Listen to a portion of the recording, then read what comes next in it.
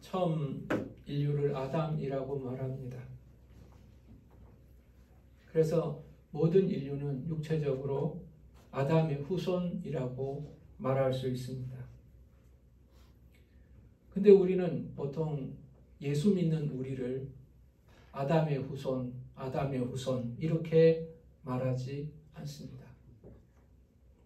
아브라함을 믿음의 조상이라고 말합니다.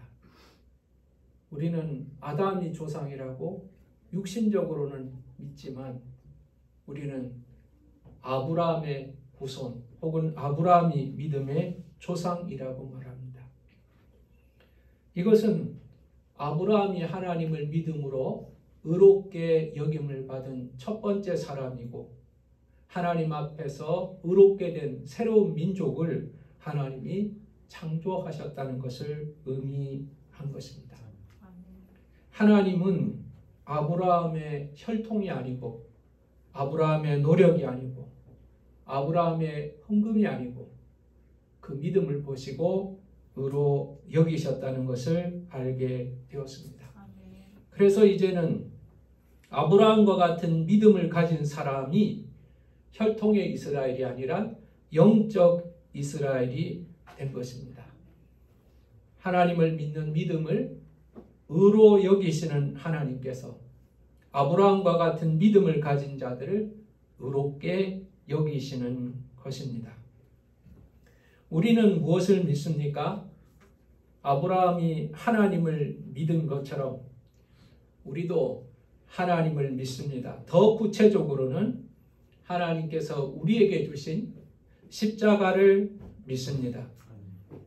하나님께서 나의 죄를 감당하게 하시려고 우리에게 아들을 보내주시고 십자가에서 죽으시고 부활하게 하셨습니다.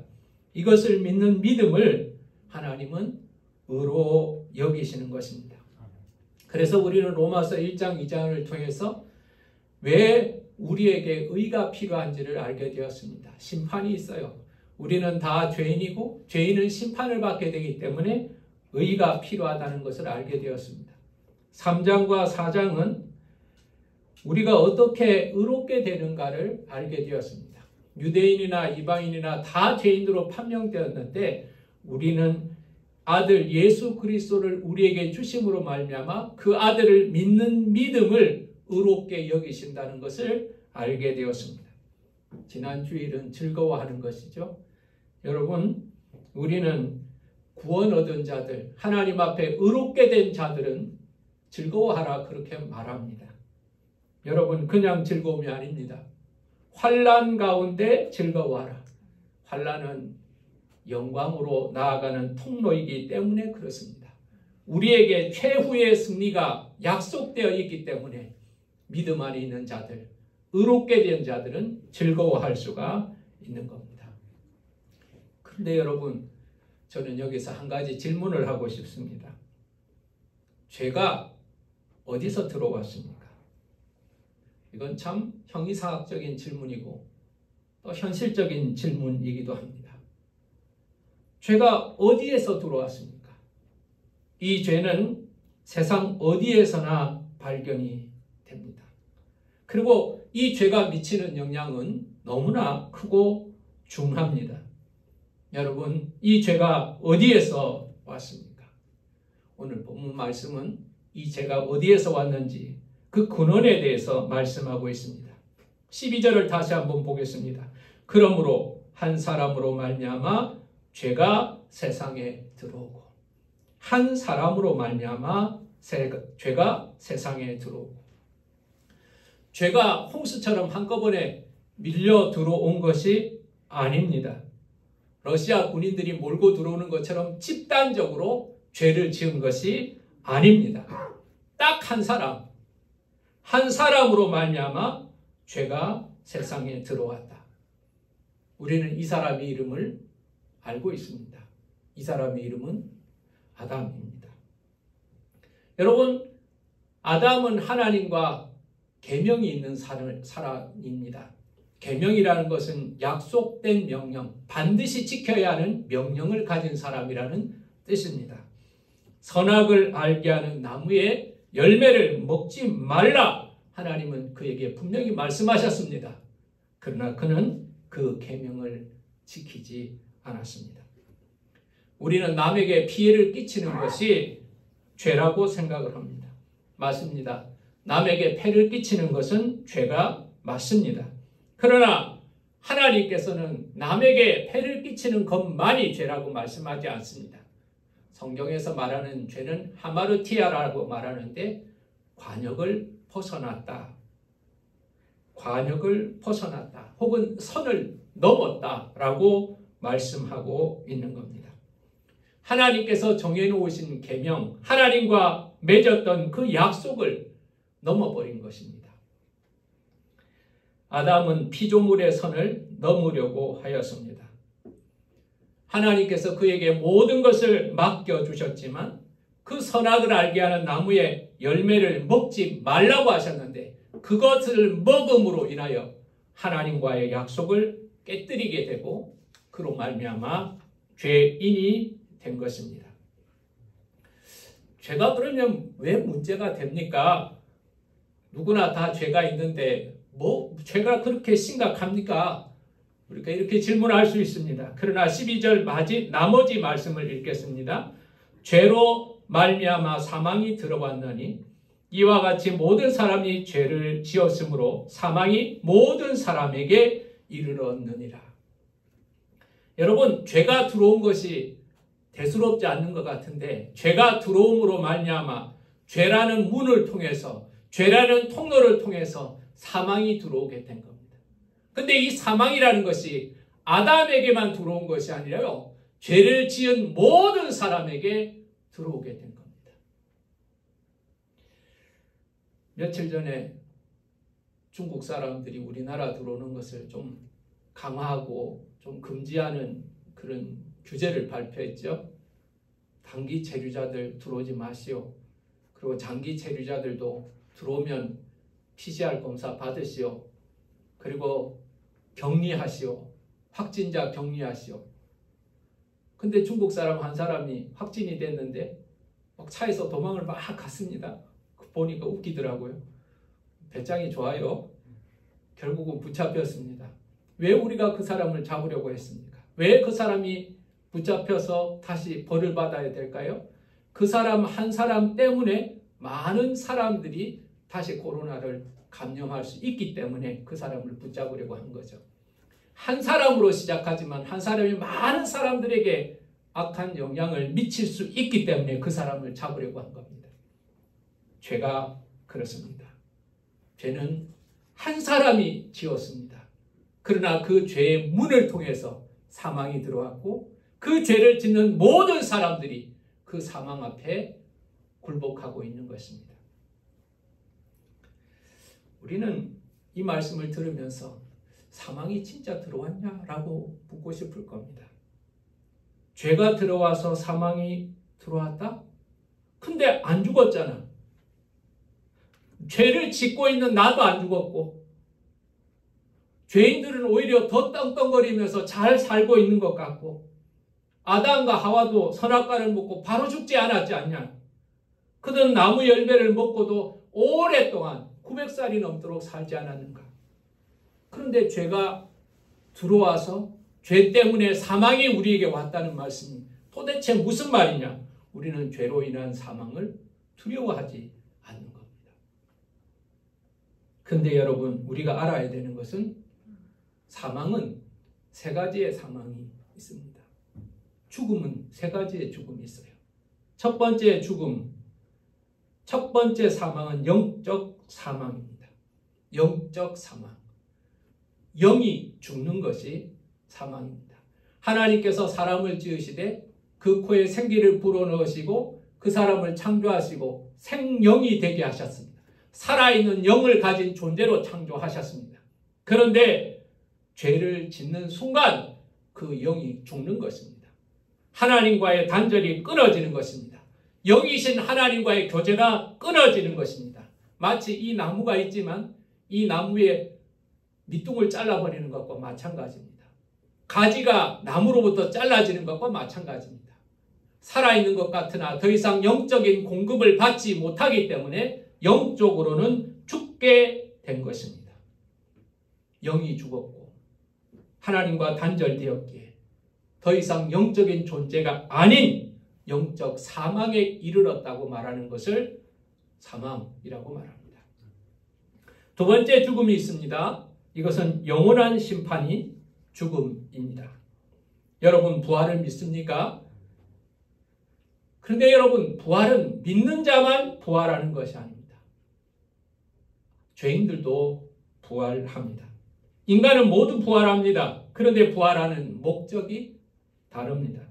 의인들은 영생을 누리기 위해서 하나님의 나라 새 하늘과 새 땅에서 그 영광스러운 주님의 영광에 참여하기 위하여서 우리는 부활하게 됩니다. 그러나 죄인들은 영벌을 받기 위해서 부활합니다. 그들은 살아남으로 인하여서 영생으로 들어가는 것이 아니라 영원한 형벌을 받기 위해서 부활하는 것입니다. 죄로 인하여 심판받고 정죄받고 형벌을 받게 되는데 이 영원한 심판에 들어가는 것을 영적인 죽음이라고 표현을 합니다. 신자들은 예수를 믿는 믿음을 가진 자들은 영원한 생명에 들어갈 것이고 예수를 부인한 죄인들은 영원한 형벌에 들어갈 것인데 영원한 형벌을 소망 없음으로 인하여 사망이라고 표현하는 것입니다. 세 번째 죽음이 있습니다. 이것은 육체적 죽음입니다. 우리가 생각하는 일반적 죽음이 이 세 번째 육체적 죽음입니다. 그런데 우리의 육체에 대해서 생각할 것은 우리 육체는 옷과 같습니다. 물질을 입고 있다는 것은 연장, 우리는 시간과 공간이라는 도구의 지배를 받게 됩니다. 그러므로 우리의 육체는 영원하지 않습니다. 여러분 영원한 것을 육체를 통해 찾으려고 하거나 육체를 영원하게 하려고 하는 의도는 다 실패합니다. 하나님이 그렇게 만드셨어요. 육체는 영원하지 않습니다. 믿음이 좋은 사람도 죽고 믿음이 없는 사람도 죽습니다. 죽음은 그처럼 공평합니다. 그러나 죽음이 오는 것은 공평하지만 죽음의 의미는 공평하지 않습니다. 여러분 믿는 자에게는 무슨 소망이 있습니까? 부활의 소망이 있습니다. 믿는 자에게는 무슨 소망이 있습니까? 영생의 소망이 있습니다. 하나님의 나라, 주님의 영광을 바라볼 수 있고 그 영광 가운데 들어갈 소망이 있다는 말입니다. 그래서 우리는 예수 그리스도께서 재림하실 때, 예수 그리스도께서 이 땅에 다시 오실 때 죽은 자들이 살아날 것인데 성경은 뭐라고 표현하는가? 그 죽은 자들을 잠자는 자라고 표현하고 있는 겁니다. 나사로의 집에 찾아가서 내가 나사로를 깨우러 간다고 말씀하셨습니다. 사람들은 죽었다고 말했습니다. 죽은 지 나흘이 돼서 몸에서 썩어서 냄새가 난다고 말했습니다. 근데 예수님은 동의하지 않았습니다. 아니야, 나사로는 잠자는 거야. 잠자는 나사로를 내가 깨우러 갈 거야. 여러분 그것은 우리의 부활의 미래의 모습이라는 사실을 여러분 기억하시길 바랍니다. 그래서 믿음 안에서 예수 믿다가 돌아가신 분, 그리고 우리가 믿음 안에서 우리의 사랑하는 가족을 잃어버렸을 때 우리는 절망하거나 통곡하지 아니합니다. 헤어짐은 슬픔이지만 그 가운데 위로와 소망이 있습니다. 무엇 때문입니까? 그는 잠자기 때문에 그렇습니다. 잠자기 때문에 그렇습니다. 이것이 대단한 믿음인 겁니다. 반면에 여러분, 죄인들은 부활하고 나서 어떻게 될까요? 심판으로 나아갑니다. 그들은 정죄받게 됐고 영원한 형벌을 받게 될 것입니다. 그러므로 그들은 잠자는 것이 아니죠. 심판을 대기하는 상태에 불과한 것입니다. 그래서 육신의 죽음을 슬퍼하고 애통하고 곡해야 합니다. 더 이상 기회가 없기 때문에 그렇습니다.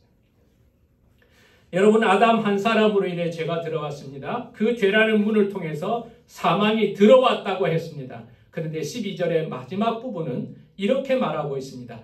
이와 같이 모든 사람이 죄를 지었으므로 사망이 모든 사람에게 이르렀느니라. 이와 같이 모든 사람이 죄를 지었으므로 사망이 모든 사람에게 이르렀느니라. 여러분, 이 말씀은 대단히 중요한 말씀을 하고 있습니다. 아담이 죄를 지어서 사망에 이르렀다. 아담이 죄를 지어서 사망이 그에게 들어왔다. 그 이야기를 하는 것이 아닙니다. 모든 사람이 죄를 짓게 되고 아담이 열어놓은 죄의 문을 통하여 모든 죄들이 들어왔고, 그리고 그 모든 죄로 말미암아 모든 사람들이 죄를 짓게 되고 모든 사람이 사망에 이르게 되었다. 이것이 하나님께서 우리를 바라보시는 실존인 겁니다. 영적인 현실인 것입니다. 육체는 멀쩡하게 살아가고 있는 것 같지만 하나님께서 보실 때 죄가 가득하게 되고 그 죄로 말미암아 실제로는 죽은 상태가 되었다. 이것이 하나님께서 바라보시는 의가 없는 인간의 실존인 것입니다. 여기에 대해서 우리가 반발하고 싶습니다. 아니, 하나님, 이런 법이 어디 있습니까? 죄는 아담이 지었잖아요. 내가 아담같이 행하지 않았지 않습니까? 아담이 죄를 지었으면 아담만 죽으면 되지. 왜 내가 죽어야 합니까? 내가 선악과의 열매를 먹은 적이 있습니까? 나는 에덴 동산에 가보지도 못했습니다. 내가 만약 아담처럼 에덴 동산에 있었다면 나는 선악을 알게 하는 나무의 열매를 안 먹었을 겁니다. 이렇게 말하고 싶을 겁니다. 여기에 대하여 우리가 에덴의 범죄, 그리고 아담의 사망에서 예외가 될 수 없다는 두 가지의 설명이 있습니다. 첫 번째는 모형론입니다. 아담과 같은 죄를 짓지는 않았지만 우리는 아담처럼 죄를 짓고 살고 있다는 것입니다. 선악을 알게 하는 나무의 열매는 먹지 않았지만 우리는 지금 다른 열매를 먹고 있다는 겁니다. 다른 죄의 열매를 먹고 있다는 겁니다. 장소와 형태만 다를 뿐 우리도 마찬가지로 아담과 같이 죄를 짓고 살아가고 있는 것입니다. 그래서 아담과 같은 죄를 짓지는 않았지만 아담처럼 죄를 짓고 살아가기 때문에 우리가 아담이 경험한 사망에 이르게 되었다는 겁니다. 우리 안에 죄성이 있고 타락된 우리의 본성으로 말미암아 우리는 에덴에 간 적이 없지만 만약 에덴 동산이 있었다면 아담과 다를 바가 없다는 것입니다. 이것이 모형론입니다. 두 번째는 공존론이 있습니다. 어렵지만 여러분과 같이 깊이 나누고 싶어서 나눕니다. 아담이 에덴 동산에서 선악과를 먹을 때 우리는 그 몸 안에 있었다는 겁니다. 아직 태어나지도 않았지만 결국 우리는 그 아담의 육신의 후손으로 이 땅에 올 것이기 때문에 미래에 태어날 것이지만 우리는 결국 그 아담의 몸 속에 있었다는 것입니다. 아담이 열매를 먹을 때 나는 같이 열매를 먹었습니다. 아담이 벌을 받을 때 나는 같이 벌을 받는 존재가 되었다는 것입니다. 여러분, 이 두 가지가 가장 중심이 되는 주장입니다. 모형론, 아담 선악과를 먹지 않았지만 아담처럼 죄를 지었으니 우리가 사망에 이르렀다는 것과 우리는 아담 안에서 아담과 함께 선악과를 먹었다는 두 가지의 주장이 있습니다. 그런데 여러분, 사실 이 두 가지의 주장은 그렇게 중요하지를 않습니다. 왜 그렇습니까? 사망이 들어왔고 사망이 우리 가운데 존재함으로 인하여 우리를 주장하고 있다는 이 사실은 이미 죄가 우리 안에 있다는 것을 반증하는 것이기 때문에 그렇습니다. 내가 잘못해서 병에 걸렸는 게 중요한 게 아니에요. 부모가 잘못해서 내가 병에 걸렸나 그게 중요한 게 아니에요. 내가 지금 병에 걸렸다는 사실이 중요한 것이고 그 병에 걸렸다는 그 사실은 나한테 문제가 있다는 것을 의미하는 거잖아요. 사망이 우리 안에 있다는 것, 죄가 우리 안에 들어왔다는 것을 의미합니다. 그래서 이 죄가 아담으로부터인지 아담과 비슷하게 한 건지 아담과 함께한 죄를 지은 건지 그게 중요한 것이 아니라는 겁니다. 우리 안에 죄가 있다는 사실이 중요하다는 거예요. 사망이 들어왔다는 사실이 중요하다는 거예요. 13절 14절을 봉독하겠습니다. 죄가 율법이 있기 전에도 세상에 있었으나 율법이 없었을 때는 죄를 죄로 여기지 아니하였느니라. 그러나 아담으로부터 모세까지 아담의 범죄와 같은 죄를 짓지 아니한 자들까지도 사망이 왕노릇하였나니. 여러분, 이 말씀을 한 번 읽어서는 이해가 안 될 거예요.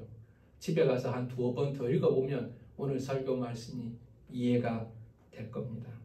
여러분, 이게 무슨 이야기를 하느냐 보니까요, 아담으로 모세에 이르기까지 아담처럼 선악과의 열매를 먹지 않았습니다. 그들은 선악과를 먹은 사람 없습니다. 아담 하와 외에는 없습니다. 그러나 그들도 여전히 사망이 그들의 왕노릇하고 있다는 말입니다. 나는 선악과 안 먹었는데요, 그러니까 나는 죄가 없는데요, 그 말이 안 통한다는 말입니다.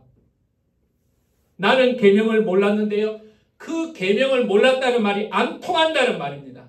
계명을 몰라도 죄를 짓고 있고요, 선악과를 먹지 않았지만 또 다른 선악과를 먹고 있는 거예요. 또 다른 열매를 먹고 있는 거예요. 그 변명이 통하지 않는다는 말이에요. 선악과를 먹는 것만 죄가 아니에요. 하나님을 마음에 두지 않고 하나님을 찾지 않고 순리로 쓰는 것을 영리로 쓰는 것은 다 범죄입니다. 왜 여기서 모세까지라고 할까요? 아담부터 모세까지 율법이 없었지만 그들은 선악과를 먹지 않았지만 똑같이 사망에 이르고 있다. 왜 모세까지라고 할까요? 모세에게는 율법을 주셨기 때문에 그렇습니다. 하나님은 시내산에서 모세에게 율법을 주셨어요. 이스라엘 백성들이 어떻게 살아야 하는지 알게 하는 율법을 주셨습니다. 그래서 이스라엘 백성들은 그 율법을 가지고 죄의 문제를 해결하였습니까? 못했습니다. 실패했습니다. 율법을 가지고 있었지만 율법에 충실하지 못했습니다. 온전히 순종하지 못했습니다. 율법은 약속이거든요. 근데 그 약속에 신실하지 못했습니다. 하나님은 신실하셨습니다. 그러나 이스라엘 백성들은 율법을 가지고 있고 언약을 가지고 있으면서도 신실하게 그 언약을 지키지 못했습니다. 오히려 그 율법을 가지고 있음으로 말미암아 죄가 더 드러나게 된 것입니다. 오늘 본문 말씀이 있는 곳에, 은혜가 있는 곳에 죄가 더한다는 말이 그것입니다. 여러분, 20절 말씀을 한번 보십시오. 20절 말씀을 보겠습니다. 다 같이 읽겠습니다. 시작. 율법이 들어온 것은 범죄를 더하게 하려 함이라. 여러분, 율법이 들어온 것은 범죄를 더하게 하려 함이라. 여러분, 이걸 문자 그대로 읽으면요, 하나님께서 율법을 주신 것은 죄를 더 많이 지으라고 율법을 주셨다, 이렇게 이해하면 안 돼요. 하나님께서 죄 많이 지으라고 율법을 주셨겠어요? 그게 아니에요. 여러분, 율법을 받고 나서 죄에 대해서 더 잘 알게 된 거예요. 예를 들어서요, 제가 오늘 배가 많이 아파요. 배가 아파요. 야, 이거 배가 아프지? 어떻게 배가 자꾸 아프네? 배가 아파. 근데 이 문제는 배가 아픈 거라고 이렇게 생각을 했어요. 근데 이제 종합병원에 갔어요. 좋은 병원에 갔어요. 그래서 CT도 찍고 MRI도 찍고 혈액검사도 하고 초음파도 하고 내시경까지 다 해봤어요. 그랬더니 문제가 발생하는 겁니다. 위장에 문제가 있고요, 대장에도 문제가 있고요, 간에도 뭐가 문제가 있고요, 신장에는 뭐 돌이 있고요. 여러분, 제가 그런 상태는 아닙니다. 근데 예를 들자면 그렇다는 겁니다. 그냥 아무것도 없을 때는요, 그냥 배가 아팠어요. 그런데 여러 가지 기계들, 여러 가지 장치들을 통해서 보니까 이제 문제들이 더 드러나는데 문제가 점점 심각한 게 드러나는 거예요. 여러분, 문제가 심각해졌습니까? 심각한 줄을 몰랐던 겁니까? 몰랐던 거예요. 율법이 없을 때는 내가 죄인 줄 죄를 모르는 거예요. 근데 율법을 알고 나니까, 무엇이 죄인지를 알고 나니까 내 죄가 얼마나 많은지를 알게 된 거예요. 그래서 율법을 주심으로 죄를 더하게 하신 거예요. 이전에는 내 양심의 눈으로 내가 나를 쳐다보던 그 기준이 이제는 하나님의 눈으로, 그 율법의 기준이 하나님의 눈인데 하나님의 기준으로 나를 바라보기 시작하니 내가 더 심각한 죄인인 거예요. 양심만 가지고 살아갈 때보다 율법을 받고 살아가는 우리가 더 심각한 죄인이라는 것을 알게 된 거죠. 이 상황에 대한 하나님의 대응이 무엇입니까? 15절 보겠습니다. 그러나 이 은사는 그 범죄와 같지 아니하니. 여러분 15절 말씀이 얼마나 놀라운지 모릅니다. 다시 한번 읽어볼까요? 시작. 그러나 이 은사는 그 범죄와 같지 아니하니. 여러분 우리가 생각할 때요, 죄를 지으면 그 사람에게 뭘 줘야 합니까? 벌을 줘야 합니다. 큰 죄를 지으면 큰 벌을 주고 작은 죄를 지으면 작은 벌을 주는 것이 우리의 기준입니다. 우리는 그렇게 살아가려고 합니다. 그것이 마땅하다고 생각합니다. 그것이 이루어지지 않으면 막 화를 냅니다. 왜 벌을 안 주시죠? 왜 벌을 안 주시죠? 근데 여러분, 하나님께서는 이 범죄함에 대하여서 은사를 베풀어 주신 겁니다. 복음이 뭔 줄 아세요? 범죄한 인간을 향해서 벌 주지 아니하시고 은혜를 주신 것이 복음인 겁니다. 죄된 상황, 그래서 하나님의 영광을 부끄럽게 만들고 사망에 이르게 된 인간에 대하여서 하나님께서는 은혜를 베푸신 겁니다. 언약을 깨뜨려서 죽어야 마땅하는 자들에게 죽음 대신, 심판 대신 하나님은 은혜를 베푸신 것입니다. 이 은혜가 뭡니까? 그것은 죄인들을 의롭다고 하신 것입니다. 죄인들을 향하여 너희들은 의롭다, 죄가 없다, 하나님이 선언하신 것입니다. 어떻게 의롭게 하셨습니까? 우리는 3장 4장에서 보았습니다. 하나님의 아들을 보내시고 그 아들을 십자가에서 죽게 하셨습니다. 그리고 그 아들을 부활하게 하신 하나님을 믿는 믿음을 의롭다고 말씀하셨습니다. 의롭지 못한 자를 의롭게 여기시는 하나님의 복음이 우리에게는 선물이 되는 것입니다. 의로운 자를 의롭게 여기면 당연한 겁니다. 그것은 공로인 거죠. 그러나 의롭지 못한 자를 의롭다고 여기시기 때문에 그것이 은사가 되는 것입니다. 그런데 여러분, 우리가 기억해야 할 것이 있습니다. 하나님께서는 모든 죄인을 의롭다고 말씀하지 않았습니다. 죄인들을 향하여 아무것도 하지 말라, 너희들은 다 의롭다 선언하지 않았습니다. 아무것도 하지 않아도 됩니다. 그러나 꼭 한 가지를 보셨습니다. 믿음을 보시고 의롭다고 여기셨습니다. 믿음을 보시고 의롭다고 여기신 것입니다. 오늘 성경은요, 사실 아담과 예수님을 비교하고 있습니다. 지금 설교가 반밖에 안 됐는데,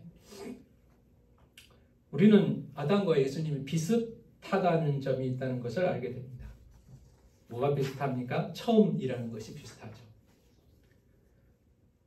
아담은 처음의 인류입니다. 처음 인류죠. 예수님도 처음 인류입니다. 죄가 없으신 의로운 자의 처음이십니다. 그래서 첫 열매라고 표현하지 않습니까? 예수님은 첫 열매이십니다. 자, 그래서 아담이 첫 사람이고 예수님도 첫 사람인데, 아담은 인류의 대표이고 예수 그리스도는 죄가 없는 인류의 대표이시죠. 여러분, 성경은 14절에 보면 이렇게 말씀하고 있습니다. 14절을 우리 다 같이 볼까요? 14절을 다 같이 읽겠습니다. 시작. 그러나 아담으로부터 모세까지 아담의 범죄와 같은 죄를 짓지 않은 자들까지도 사망이 왕노릇하였나니 아담은 오실 자의 모형이라. 여러분, 이 말씀을 읽고 나서 여러분은 어떤 생각이 드십니까? 예수님이 아담의 모형이라고 말하지 않았습니다. 역사적으로 보면 아담이 먼저죠. 예수님은 다음에 오셨습니다.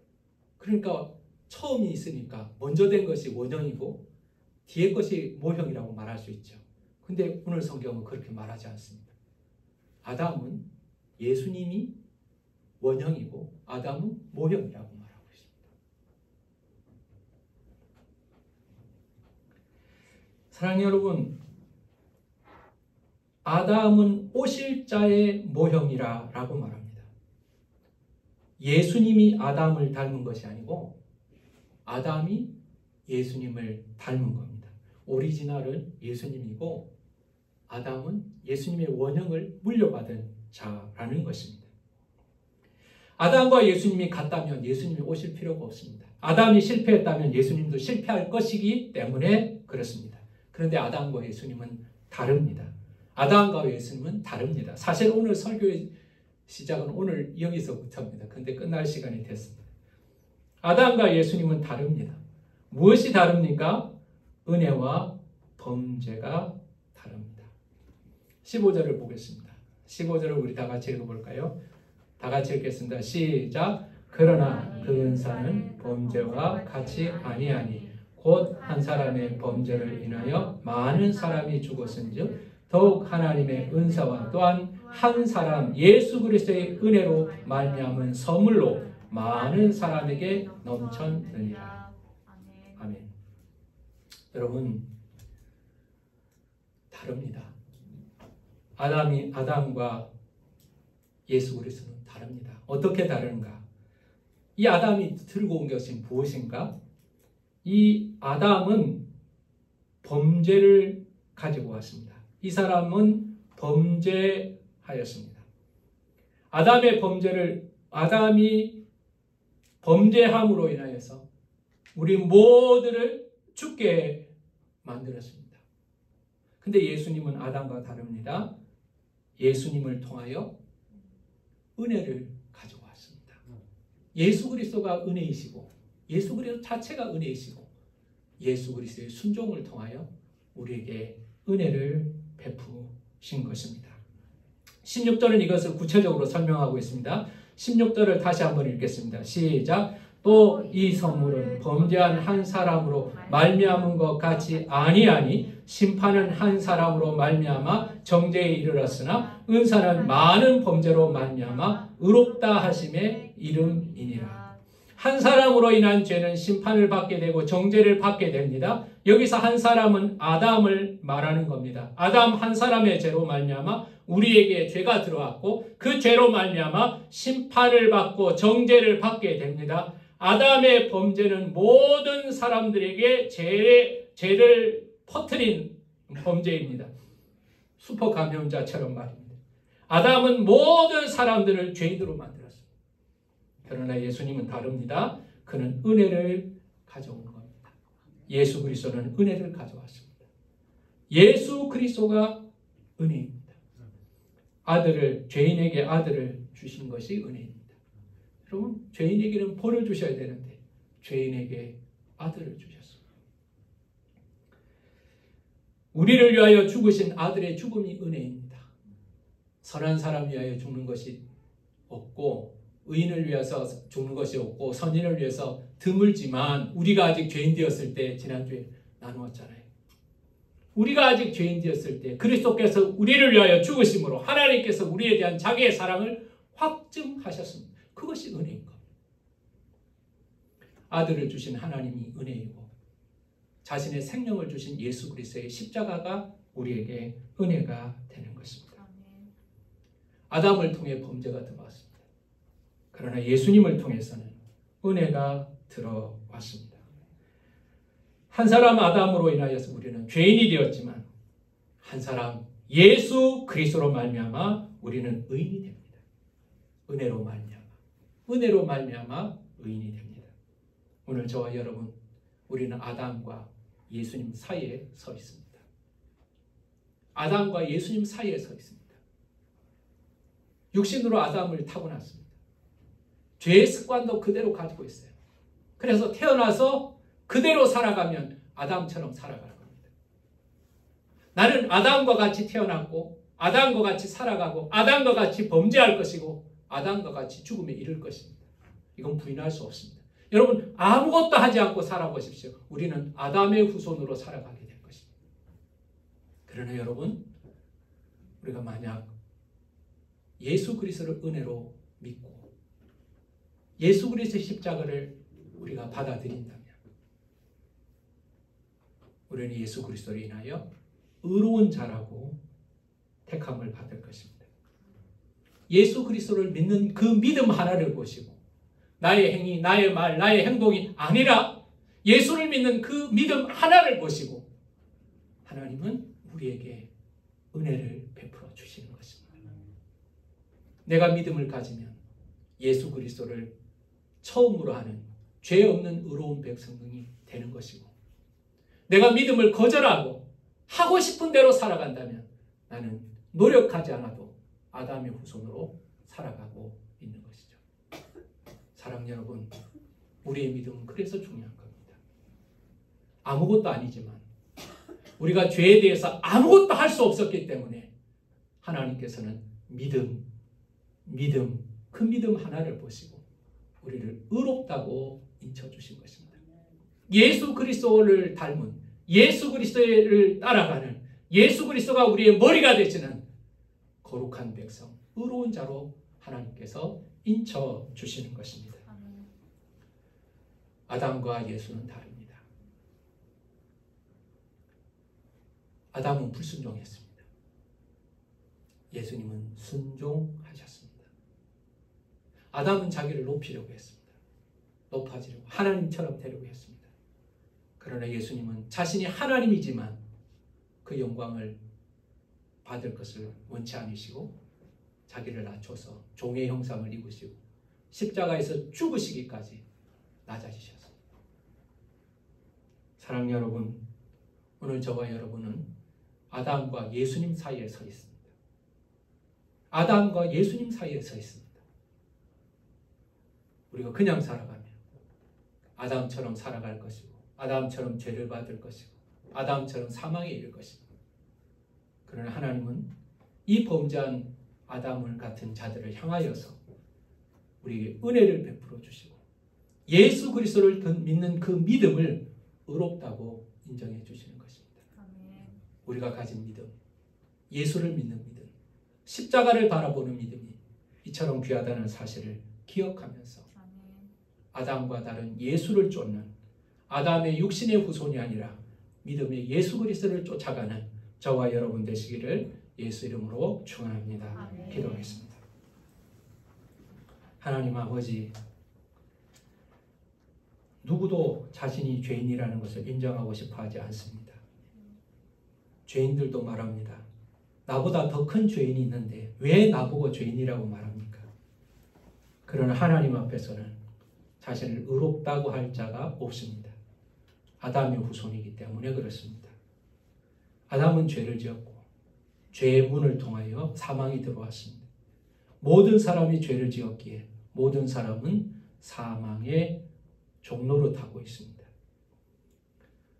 사망이 죄라는 쇠사슬을 우리의 목에 걸고 끌고 다니고 있습니다. 우리는 죄 가운데 살아가다가 사망으로 이를 수밖에 없는 죄의 종이 되었습니다. 근데 하나님이 은혜를 베풀어 주셨습니다. 죄인인 우리를 향하여 의롭다고 선언하십니다. 믿는 믿음만을 보시고 예수 그리스도를 믿는 믿음을 보시고 십자가를 바라보는 그 믿음 하나를 보시고 죄의 사슬을 끊어주시고 너는 의롭다고 선언하십니다. 우리는 예수를 믿는 믿음으로 말미암아 하나님의 백성이 되고 예수 그리스도를 닮은 자들이 되었습니다. 이제는 우리가 죄의 종로로 타지 아니하고 사망의 종로로 타지 않고 이제는 그리스도와 함께 왕노로 탄다고 말씀하고 계십니다. 예수 그리스도를 통하여 이제는 죄를 다스리는 자가 되었습니다. 죄가 우리를 다스리는 것이 아니라 우리는 죄에서 자유한 자가 되었기에 이제는 우리가 죄로 인한 사망을 다스리는 자가 되었습니다. 주님, 이 은혜 가운데 살게 하여 주시고 이 구원의 감격, 주신 은혜의 감격을 잃어버리지 않게 하여 주시옵소서. 예수님 이름으로 기도하였습니다.